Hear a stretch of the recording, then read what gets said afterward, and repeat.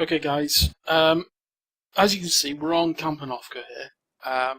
What this video is going to show you is the importance of trigger discipline when you are playing in your scout tanks. As you can see, super favourable matchmaking here. There's only 2 tier 8 scouts, 1 on each team. Pinging to the team to let them know I'm going to go for the magic bush. Now, as you can see, I run chocolate on my M41 girlfriend. It's a premium tank, so you can normally make the credits back as long as you do a little bit of damage. In this game, I'm not actually going to waste any credits. So as you can see, straight away, heading for the magic bush. Couple of people in our team have already mentioned that unfortunately the opposition is better. So we're up. I'm going to choose this bush as my location. So we stop, camo net comes down and immediately targets. Scorpion G, T28 prototype. Plenty of eyes out. Now we just need to wait for the team. So it's very passive, it's very campy, it's Kampanofka after all, and we are just literally going to sit and spot. Could cue some appropriate music if I had some, which, you know, would normally be elevator music in jingles, but I don't have anything like that, I'm afraid. So, we've got a bat chat behind us who's intent on getting us killed, it seems. But luckily he seems like he's backing off. And we're just quietly sat here, spotting away for the team. We'll speed up the replay because it is Kampanofka camping.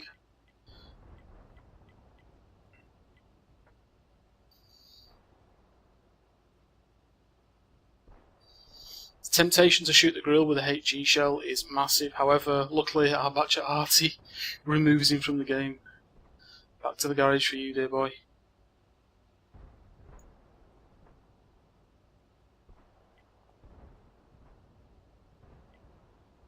And this is pretty much it for the entire game.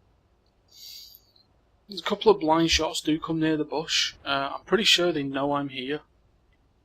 We're spotting the T28 through the building, so every shot there is actually assistance damage for us.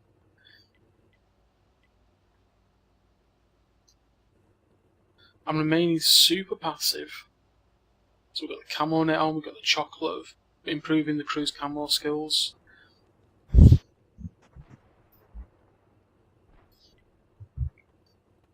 And see the 110's been spotted up top. There's a Scorpion on a slither of health, which is escorted from the game. The only downside of this kind of tactic, as you can see, is your team does camp very hard. It's a negative byproduct of this of Kampanofka if you have a scout that is exceedingly skilled. M41 girlfriend on the opposition there is doing something interesting. I can't really move forward because that 430 would spot me. So I really need to wait for this guy to be taken out of the game. Once this guy's gone, I can then move up to the next bush. As you can see, the 430 is now making a push up this side.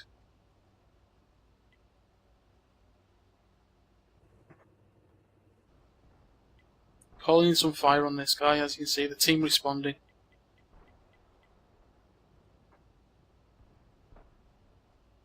We have a blue 62A, unfortunately, who was his trigger discipline was not strong.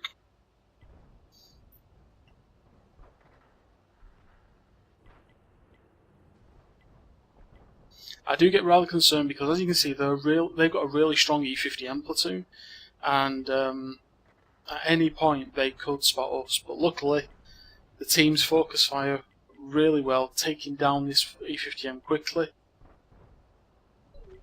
And then the other E50M here doesn't last long at all. So I decide I'm going to go for the next bush. Stop immediately. as you can see, they want the 430. The 430 got taken out during that engagement as well. So, we're now in this bush. Batch Arty says I'm on reload. 57 Heavy's rocking backward and forward, and this is all about trigger discipline. I've not been spotted all game yet. I haven't driven very far, but unfortunately it seems like our 62A is actually not in the game. E75 there in their base. I want to shoot this guy in the back because a HE shell would really ruin his day, but I've got to maintain trigger discipline. At any point, if I pull the trigger, I could be spotted. So, pinging the map there and decide, right, I'm going to move forward. 261 spotted on the other side there and taken out. We finally get spotted, so I'm now really ducking. E50M takes a swipe at me and misses. I get eyes on the E50M, he gets taken out, so does E75. It's the end of that game. So, that was 10 minutes of hardcore camping without the need for a gas burner. Let's have a look at how profitable that game was for us in the Girlfriend.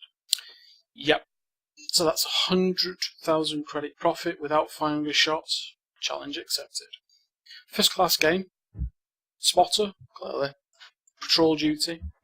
We earned 120,583 credits, 1,990 experience. That wasn't a double, that was just the XP we earned. On the team score, as you can see, 0 damage done, 0 kills, yet we managed to get 1,105 base experience.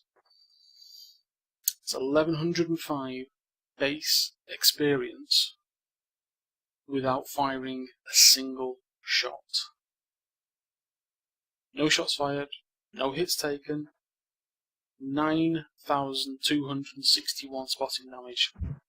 Bearing in mind that we've just completed LT15 for the Object 260 on Runeberg, this is what you can do on Camp Anofka if you are if you maintain trigger discipline when you get into your locations. A lot of people I see sometimes saying, "Oh, I get into a really good location, and for some reason I get spotted." A lot of the time, when I've seen these people scout, it's kind of obvious why you get spotted, because you pull the trigger. As you can see, I had lots of plum targets to shoot there. The back of a 57 Heavy with HE, the grill, the Scorpion, the E50Ms. Lots of opportunities where I probably could have earned a lot more credits. Probably wouldn't have survived the game though. And yet we were so much more effective to our team by simply battening down the hatches and hanging on for grim death. 20,000 credits for the chocolate we used. However, for some bizarre reason, this should be 100,583 credits. They've actually only charged us 19,999 for the chocolate and given us 1 credit back. So thanks, Wargaming, very kind of you. And as you can see, experience 1,990, 323 because it was in a premium vehicle. But that is just raw experience. Even if we weren't running a premium account, which as you can see almost doubles the credit income, we still would have made a 60k profit. The benefit of a very good scout for your team is worth its weight in gold. Yes, your team camps, and yes, you do give up some map control. However, if you learn and maintain trigger discipline and don't shoot when you are spotting for your team, this is what you can do. 9,261 spotting damage is a lot in anybody's books. So, just maintaining trigger discipline, just sitting back and just being really super passive, super chilled out, relaxed, just let the game flow around you, not worry about it, will reap huge rewards for you as a player, because you will be able to get this kind of credit income for virtually no outlay. Yes, I spent 20k because I run chocolate. I could have done this without chocolate. I didn't need the chocolate in the tank, but it was set up and I was playing the game. So that's an insight on trigger discipline when you're playing a scout and the benefits that you can reap from it. Obviously, this credit income is inflated because the M41 GF is a premium tank. However, a non-premium scout, I would expect 60 to 70,000 credits for that sort of game. I don't see why not. But you know, you can do it, guys. Anybody can do it. It just takes patience. And just just think, if you're spotting for your team, there's no need for you to pull the trigger because you're already earning credits. Anyway, hopefully you found that a little bit. I know the gameplay is boring, but scout gameplay can be at times when you go full passive. But you know, as I've put on the bottom of this, it's boring, it's passive as feck, but you can't argue with the results when you scout well. You just can't argue with it. So that's the replay for you guys. Enjoy, click the subscribe button, we've got plenty more videos, and hopefully we'll see you around. Cheers guys, bye.